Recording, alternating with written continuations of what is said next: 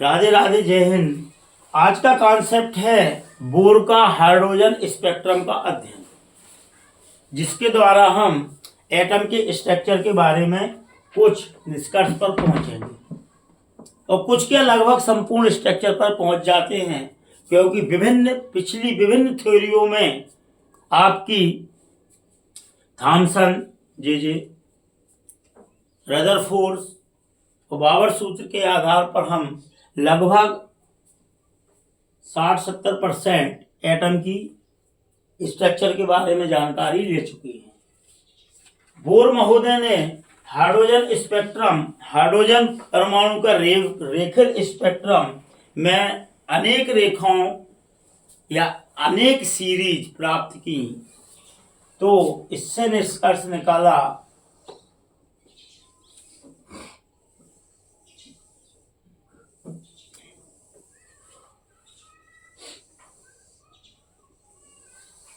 कि जब hydrogen atom पर एनर्जी दी गई तो यहाँ पर विभिन्न प्रकार की सीरीज प्राप्त की गई, जिनमें लाइमन पराबैंगनी थी, बाबर श्रेणी दृश्य प्रकाश था, पाश्चन, ब्रिकेट और फंड अवरक्त श्रेणी थी लाल कलर की।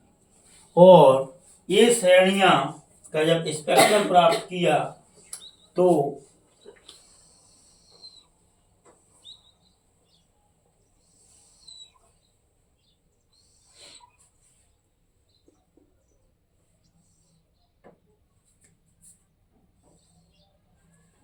इस प्रकार ये 5 सीरीज प्राप्त हुई।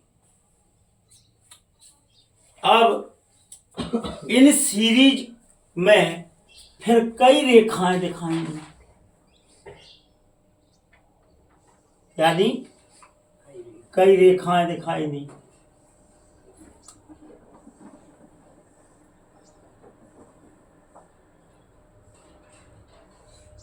लेकिन कुछ समय बाद देखा गया कि यह प्रकाश धीरे धीरे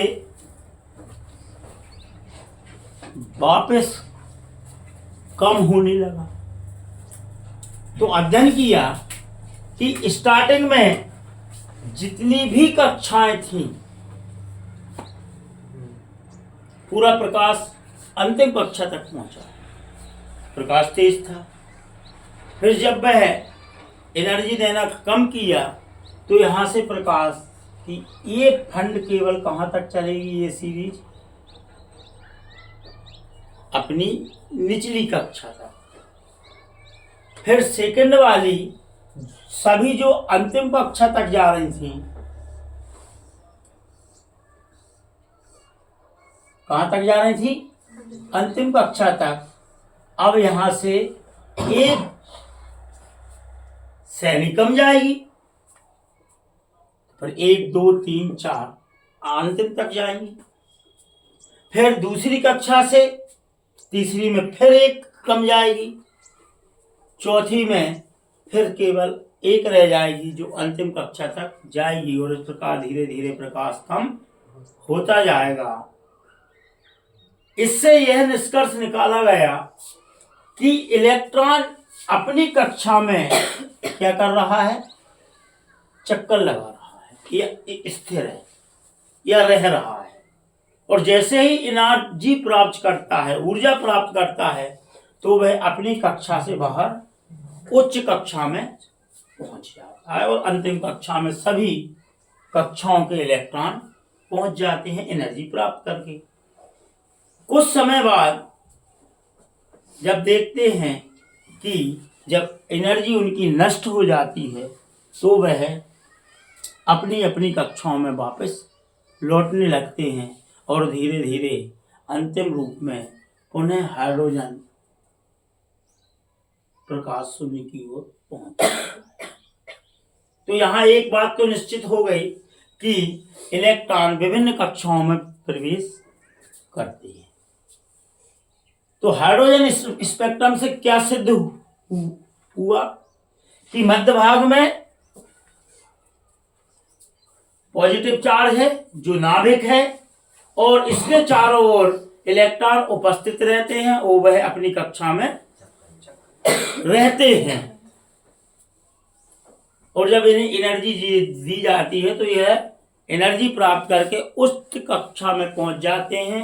और हाइड्रोजन स्पेक्ट्रम ने बोर महोदय ने 5 प्रकार की सीरी या श्रेणी देखी और इनका अध्ययन किया और यह प्रकाश धीरे धीरे कम होता गया। इससे सिद्ध हुआ कि इलेक्ट्रॉन जिस कक्षा में है एनर्जी उस कक्षा तक उसके साथ रहती है और फिर वह वहाँ पर रुक जाता है और अंतिम कक्षा में प्रकाश संपूर्ण रूप से खत्म हो जाता है।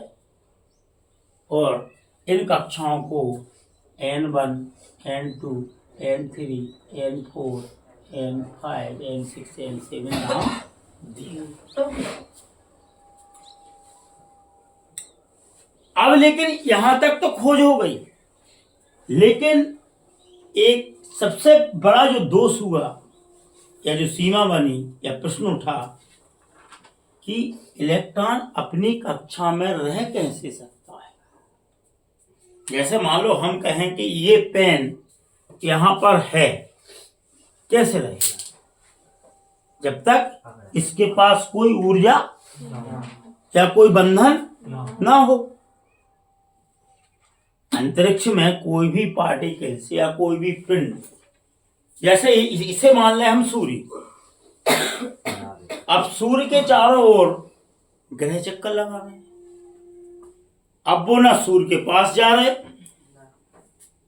और सूर्य के चारों ओर ग्रह चक्कर लगा रहे हैं। अब ना वो सूर्य के पास जा रहे और ना सूर्य से दूर जा रहे।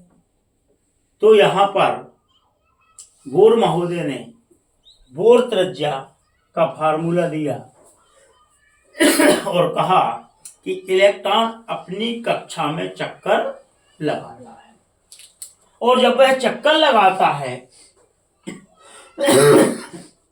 इस प्रकार, तो वहां पर 2 बल काम करते हैं। चक्कर लगाने के कारण वह बाहर की ओर जाता है, जिसे अपकेंद्र बल कहते हैं।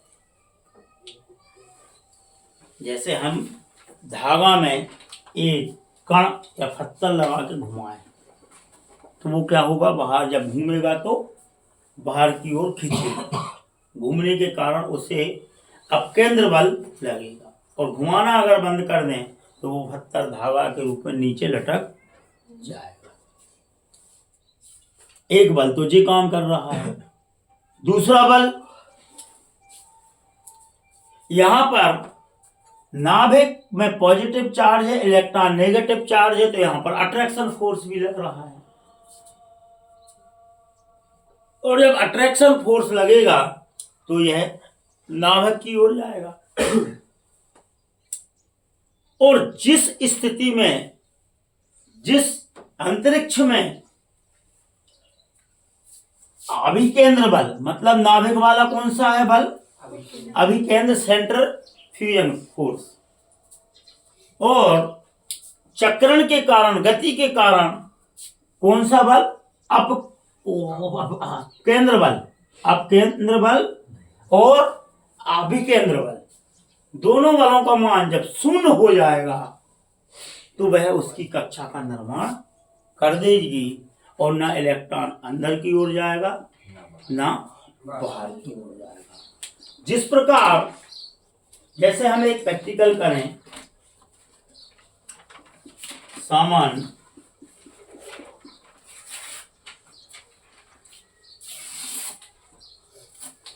एक ये मामूली कागज है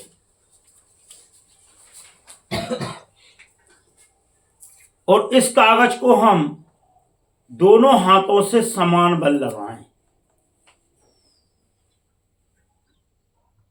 तो इस हाथ का बल और इस हाथ का बल अगर बराबर होगा तो इस कागज पर लगने वाला बल क्या हो जाएगा, 0, और ये बात नहीं टूटेगा बीच में से। अब अगर हम आपसे कहें कि इसे बीच में से तोड़ें तो कभी संभव नहीं है। तो टूटेगा जब एक हाथ का बल ज्यादा होगा और एक हाथ का बल कम होगा। तो अब यहां पर आप देखो, तोड़ रहे हैं हम इसे, तो या तो सटक रहा है या टूट नहीं। और टूटेगा कब? जब जिस हाथ का बल ज्यादा होगा वो तो उस ओर से ये टूट जाएगा। एक प्रयोग और हम करें कि दो वाहन को हम इस प्रकार खड़ा कर दें और इसे एक रस्सी से बांध दें।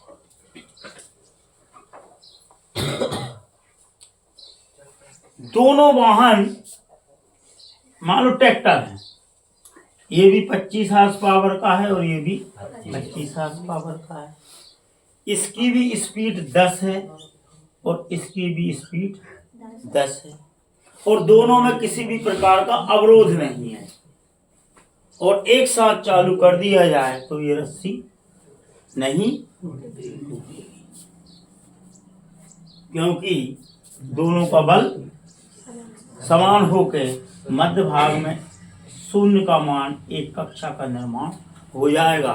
उसी प्रकार इलेक्ट्रॉन पर नाभिक का फोर्स बल और बाहर जाने वाला गति के कारण जो अपकेंद्र बल काम करता है, जब दोनों का मान जिस समय शून्य हो जाता है तो वहां पर एक कक्षा का निर्माण होता है और नाभिक से उस कक्षा तक की दूरी कहलाती है बोर त्रिज्या।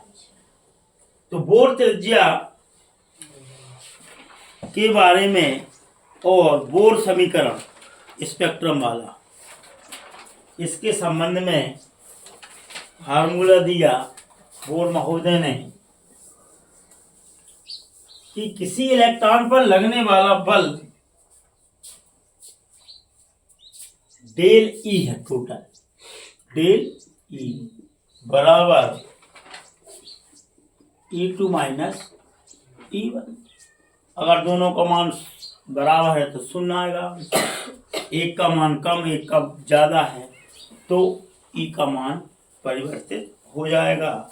इस E को H भी आवृत्ति में चेंज अगर हम करें, नहीं म्यू सॉरी, तो E2 माइनस E1 तो म्यू बराबर E2 minus E1 plus H Planck. और म्यू अगर फ्रीक्वेंसी है तो C बटे लैम्डा तरंग दैर्ध्य और आवृत्ति फ्रीक्वेंसी बराबर E2 माइनस E1 बटे H प्लैंक। ये आपकी बोर स्पेक्ट्रम की व्याख्या हुई और इसका मान हमने बामर सूत्र में रखा तो म्यू बराबर RH हाइड्रोजन स्पेक्ट्रम के लिए 1 बटे N1 स्क्वायर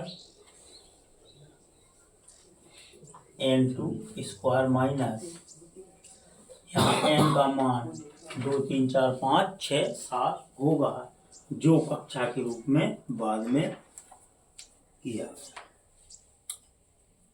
बोर मॉडल ने फिर इसे जब मान को रखा तो अपकेंद्र बल और अभिकेंद्र बल दोनों के मान को बराबर करते हुए बोर त्रिज्या के लिए फार्मूला दिया N स्क्वायर H स्क्वायर बटे 4 पाई स्क्वायर E2 इंटू 1। यहाँ पर नोट्स में देखें आप, दो प्रकार के बल हैं, ZE square R2 minus MV square R से R कट जाएगा तो ZE स्क्वायर बटे R बराबर MV स्क्वायर। एक अपकेंद्र बल होगा, एक अभिकेंद्र बल होगा, और जब दोनों का मान बराबर रख देंगे तो काटेंगे पीटेंगे तो अंतिम में बोर त्रिज्या का मान ये निकल के आएगा। और इस प्रकार विभिन्न कक्षाओं में इलेक्ट्रॉन चक्कर लगा रहे हैं और इन इलेक्ट्रॉनों में जब हाइड्रोजन स्पेक्ट्रम का अध्ययन किया गया कि उन कक्षाओं में भी विभिन्न प्रकार की लाइनें दिखाई दी। क्या दी? लाइनें देखा, और इन लाइनों से ये सिद्ध हुआ कि इन कक्षाओं में भी ऑर्बिट होते हैं, जिन्हें ऑर्बिटल कहते हैं। तो इलेक्ट्रॉन कक्षा से तो बाहर जाता है, लेकिन जिस ऑर्बिटल से निकल के जाएगा तो उसकी अपनी एक अलग सीरीज या अलग रेखा या अलग बीम बनेगी। और इस प्रकार हम कह सकते हैं बोर त्रिज्या के बाद एक एटम की आकृति इस प्रकार होगी कि एटम एक डिस्क के आकार का है। किस आकार का है? डिस्क के आकार का। और मध्य भाग में केंद्र है, नाभिक है। इस नाभिक में प्रोटॉन और न्यूट्रॉन रहते हैं। इनके चारों ओर विभिन्न प्रकार की कक्षाओं का निर्माण होता है,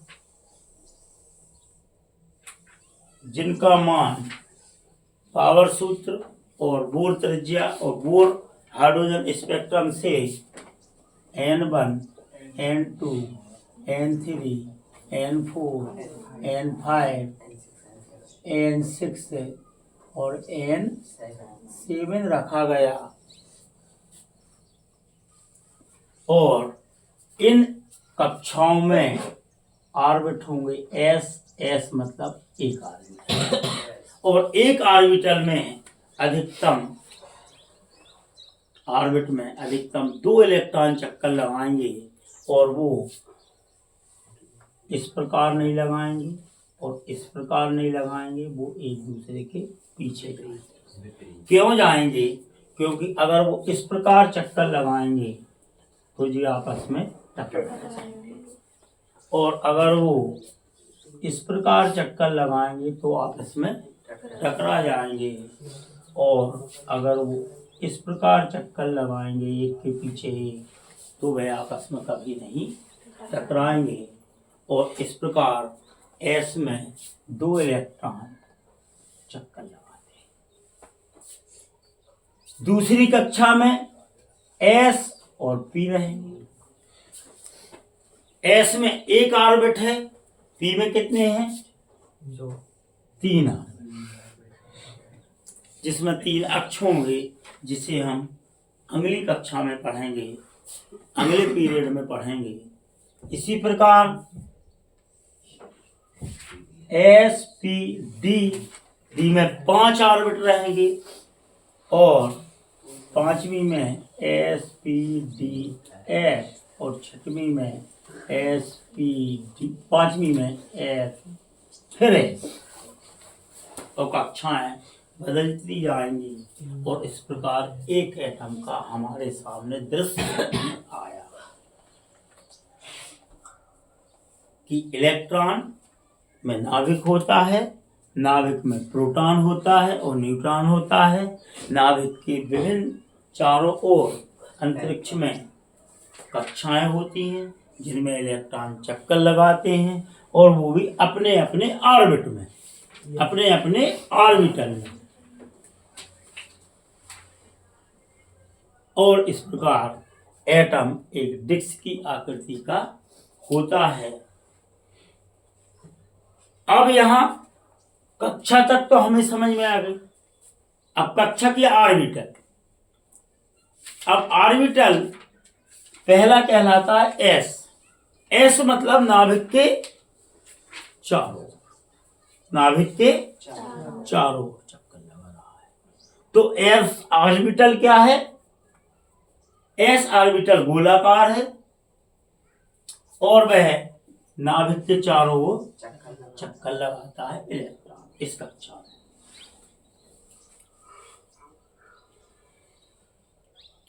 अब P ऑर्बिटल, और P ऑर्बिटल में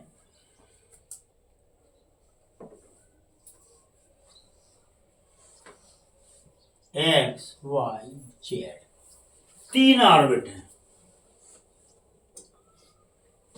यह ऑर्बिटल S और P सेकंड कक्षा में रहेंगे। ये तो गोलाकार रहेगा। पी ऑर्बिटल में 3 अक्ष बनेंगे। कितने अक्ष? 3 अक्ष बनेंगे। और वो तीनों अक्ष किस प्रकार बनेंगे कि आप देखें।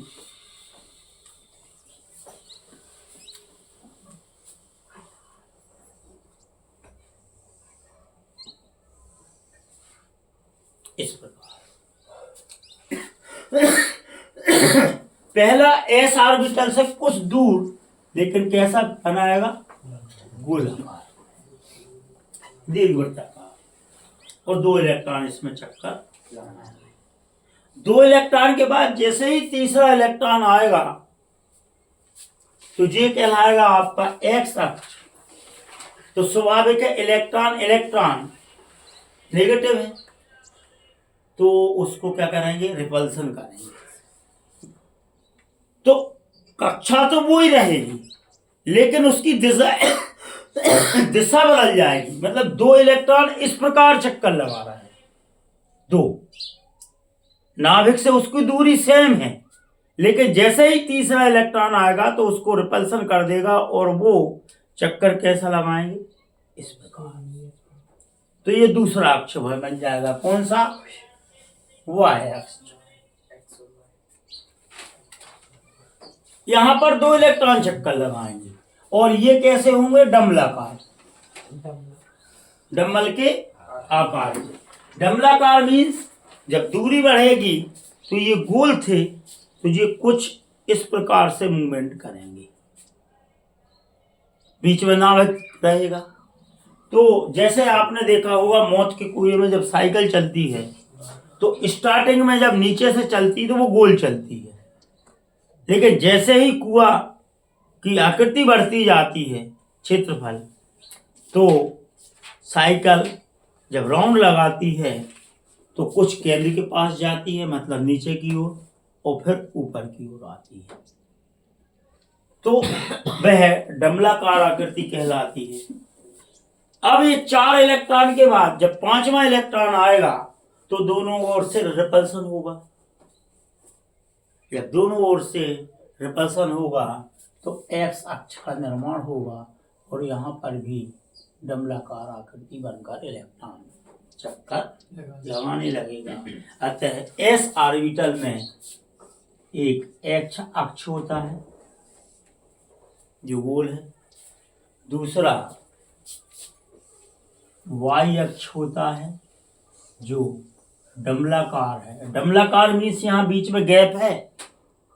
वो तो जैसे मैंने आपको रुमाल के द्वारा समझाया ना, यह एक धागा है और उसको इस प्रकार मूवमेंट करें,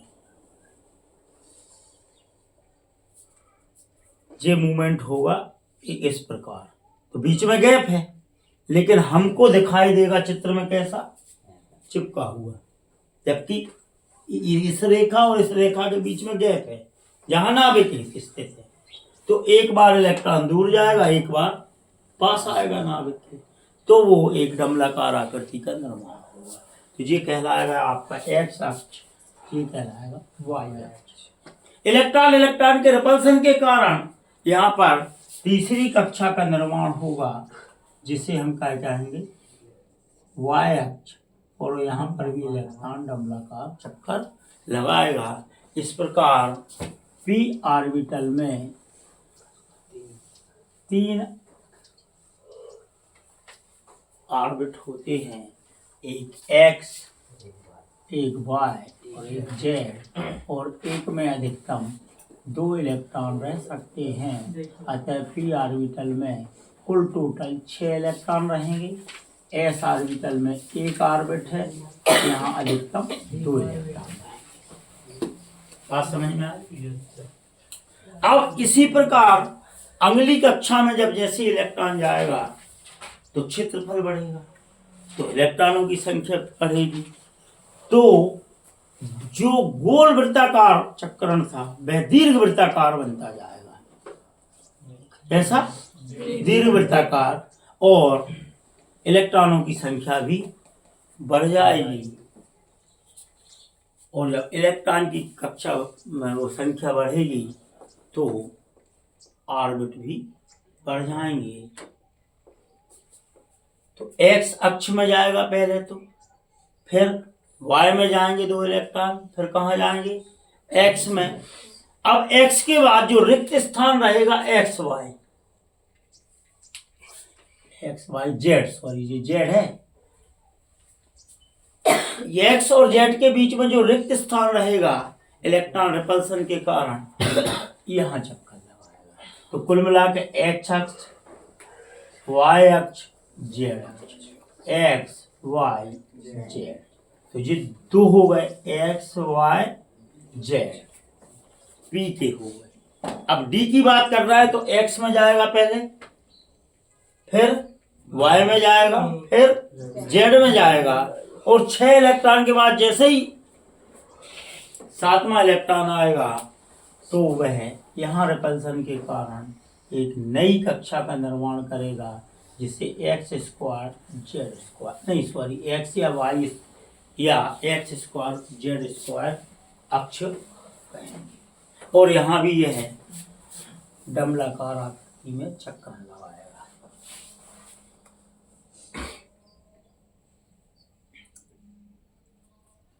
ये हो गया आपका X Y, sorry X Z square.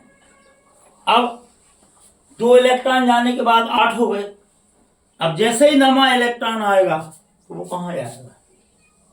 Y और जेड के बीच, वाई और जेड के बीच, और यहाँ भी दीर्घवृत्ताकार चक्कर लगाएगा।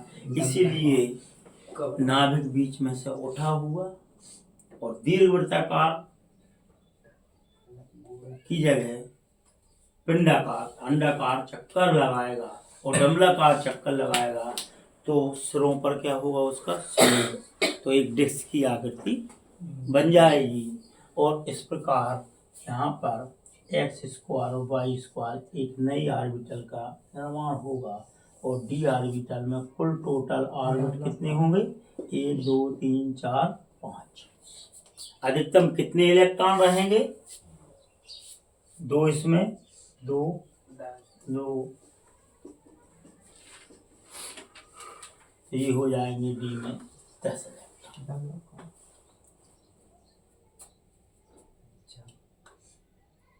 अब 10 के बाद जैसे ही 11वां इलेक्ट्रॉन आएगा तो एक, हाँ पहले ये समझ लो, डी की एक्स अक्ष, वाई अक्ष, जेड अक्ष, X square Z square, Z square Y square, 5 कक्षाएं। एक्स वाई जेड जी दोनों नीचे साइड में वहाँ पे आपने एक्स स्क्वायर वाई स्क्वायर लिखा है, नीचे साइड वहाँ पे जी वाला सीरीज में, यहीं पे, हाँ इसके साइड में। अरे हाँ sorry, Z square Y square आएगा, वाई स्क्वायर है, जेड स्क्वायर वाई स्क्वायर। तो जी आपका एक्स स्क्वायर जेड स्क्वायर, हाँ, और जी आएगा आपका वाई स्क्वायर जेड स्क्वायर। अब अगली कक्षा में जैसे इलेक्ट्रॉन जाएंगे तो फिर क्षेत्रफल बढ़ेगा, क्षेत्रफल बढ़ेगा तो हमें इलेक्ट्रॉनों की संख्या भी बढ़ेगी। तो यहाँ पर 2 कक्षाओं का निर्माण और होगा जो इस प्रकार होंगी। और इस प्रकार डी ऑर्बिटल में 14 इलेक्ट्रॉन प्रवेश करेंगे और कुल टोटल 7 ऑर्बिटल बन जाएंगे। कितने? 7। और ये कहलाएगा एफ ऑर्बिटल, 14 इलेक्ट्रॉन। एस में 2, पी में 6, डी में 10 और एफ में 14 इलेक्ट्रॉन। तो पी में कितने ऑर्बिट हुए? 6 करेंगे तो 3, डी में 5, एफ में 7, 7 दूनी 14, 5 दूनी 10। और इस प्रकार आपके माइंड में एक एटम का स्ट्रक्चर सेट हुआ। राधे राधे, जय।